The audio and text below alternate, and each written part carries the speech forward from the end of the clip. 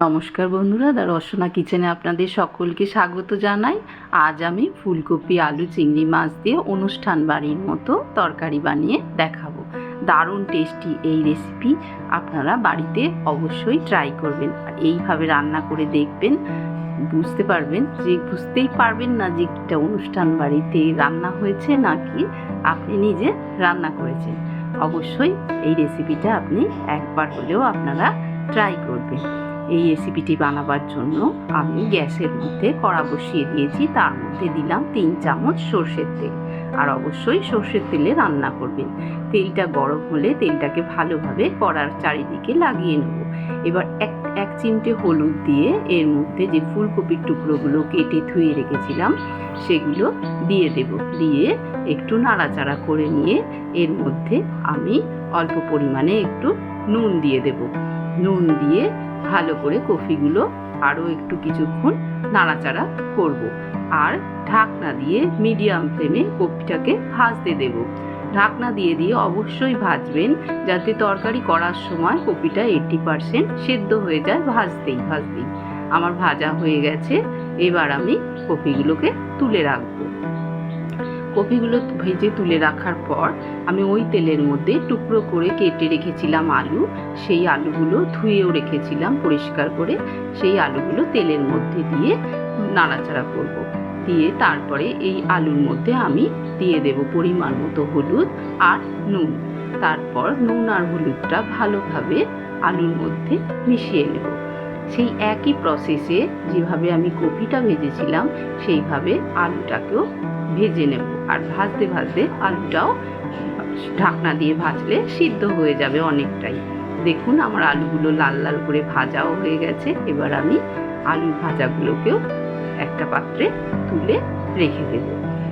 এইভাবে যদি ভেজে ভেজে তরকারিটা আলাদা করে করে রান্না করে অনুষ্ঠান বাড়ির মতোই খেতে হবে। এবার আমি ছোট ছোট চিংড়ি নিয়েছিলাম, সেই চিংড়ি মাছগুলো ধুয়ে নুন হলুদ মাখিয়ে 3 মিনিট মতো ওই তেলের মধ্যে একটু নাড়াচাড়া করে ভেজে তুলে রাখবো। চিংড়ি মাছটা বেশি ভাজার দরকার নেই। এবার ওই কড়ার মধ্যেই আমি আরও 2 চামচ সর্ষের তেল দিয়ে দেব।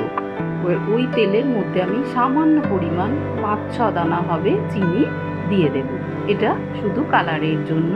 দিয়ে চিনিটাকে ভালোভাবে যখন গলে যাবে তখন এর মধ্যে আমি দিয়ে দেব 1/2 চামচ গোটা গরম মশলা দেব, 4টে এলাচ, 4টে লবঙ্গ, দারচিনি আর তেজপাতা দিয়ে আমি এখানে 3টে মাঝারি সাইজের পেঁয়াজ কুচিয়ে রেখেছিলাম, সেই পেঁয়াজটা দিয়ে ভালো করে একটু নাড়াচাড়া করে ভাজবো।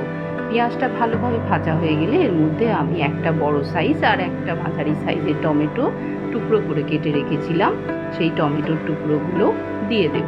দিয়ে নাড়াচাড়া করে নিয়ে ওর মধ্যে দেব পরিমাণ মতো হলুদ আর দেব অল্প একটু নুন। দিয়ে ভালোভাবে নুন হলুদ মিশিয়ে নেব। নিয়ে একটু ঢাকনা দিয়ে রান্না হতে দেবো। 3 মিনিট পর আবার ঢাকনা খুললাম। টমেটোগুলো এবার খুন্তির সাহায্যে একটু চেপে চেপে কেটে দেবো। দিয়ে এর মধ্যে দিয়ে দিলাম 1/2 চামচ ধনের গুঁড়ো, 1/2 চামচ জিরের গুঁড়ো, আর দেব এর মধ্যে অল্প একটু লাল লঙ্কার গুঁড়ো, আর দেব 1/2 চামচ কাশ্মীরি লঙ্কার গুঁড়ো, আর দেব আদা, 5-6টা রসুন, আর অল্প একটু জল, আর 8টা কাঁচা লঙ্কা বেটে রেখেছিলাম, সেই লঙ্কার পেস্টটা দিয়ে একটু জল দিয়ে ভালোভাবে মশলাটা কষিয়ে নেব। মশলাটা কষানো হয়ে গেলে যে কপি আলুগুলো ভেজে রেখেছিলাম সেই কপি আলুগুলো আমি দিয়ে দেব। আমি তরকারিতে বেশি শুকনো লঙ্কার গুঁড়ো ব্যবহার করি না, চাইলে কাঁচা লঙ্কার বদলে শুকনো লঙ্কাও ব্যবহার করতে পারেন। এবার আমি একটু ঝোলের জন্য জল গরম করে রেখেছিলাম, সেই গরম জল তরকারির মধ্যে দিয়ে দেব। ফুটে উঠলে এখানে 3-4টে কাঁচা লঙ্কা চিড়ে দিয়ে দেব। আর দেব চিংড়ি মাছটা যে ভেজে রেখেছিলাম সেই চিংড়ি মাছটা। আর তরকারিতে অবশ্য করেই গরম জল দেবেন, ঠান্ডা জল দেবেন না। ঢাকনা দিয়ে কিছুক্ষণ ফুটতে দিয়েছিলাম। ফুটে উঠতেই আমি আলু কপি মোটামুটি সিদ্ধ হয়ে গেছে আমার। এর মধ্যে আমি 1/2 চামচ গরম মশলা দিয়ে দিলাম। দিয়ে নাড়াচাড়া করার পর ফ্রেশ কুচানো ধনেপাতা আমি এর মধ্যে দিয়ে দেব। দিয়ে ভালোভাবে মিশিয়ে নিয়ে ঢাকনা দিয়ে কিছুক্ষণ রেখে দেবো গ্যাসের ফ্লেম অফ করে। দেখুন আমার রান্না রেডি হয়ে গেছে। কপি আলু চিংড়ি মাছ দিয়ে তরকারিটা এখন অত্যন্ত গরম, ধোঁয়া উঠছে দেখতে পাচ্ছেন। তাই এর গ্রেভিটা কিন্তু ঠান্ডা হলে আরও একটু জমে যাবে। দারুণ খেতে হবে এই রেসিপিটা। আপনারা অবশ্যই বাড়িতে ট্রাই করবেন এবং রান্না করে খেয়ে আমাকে জানাবেন কমেন্টে যে কেমন হয়েছে। আপনারা সকলে আমার পাশে থাকবেন, সকলে খুব ভালো থাকবেন। ধন্যবাদ।